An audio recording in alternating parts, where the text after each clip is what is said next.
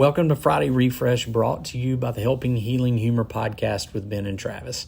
Go check out all the good content, including other podcasts, funsing songs, VBS songs, blogs, and funny videos. They're all yours to enjoy free at benandtravis.com. A recent road trip to a rural cemetery for a graveside funeral had me passing through many small towns. All through these towns on the outskirts were buildings and houses and barns that caught my eye. It wasn't for the grandeur of them, not at all actually. What caught my eye was that a great many of them had become so dilapidated that they were beyond repair. Regardless of where you go, whether small towns or large cities, you'll see buildings like this.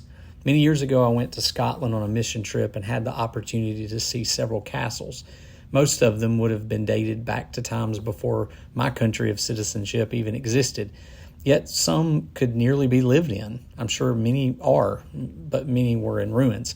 What makes one place seemingly stand the test of time and other structures look like they could fall in at any minute? Interest and energy. Places usually become unsound due to lack of attention put on them, whether by the owners of the house or the barn or by customers of those small town businesses. They can't survive without attention being given to them and to the proper things.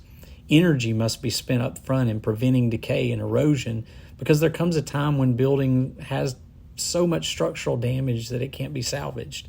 It ends up simply being another headstone to a failed business, a long neglected homestead, or a useless barn.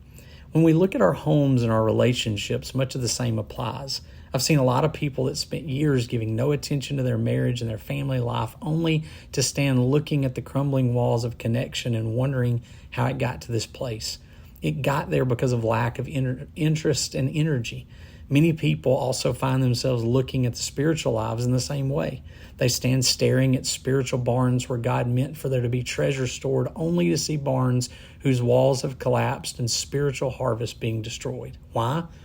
The lack of interest and energy. We're on a relatively short journey in life. What sort of structures will you have along the path? Family, relationships, spiritual growth are among the most important. How much interest and energy are you devoting to them? What could you change today to begin giving more attention to the long neglected people and goals in your life? And that is your Friday Refresh.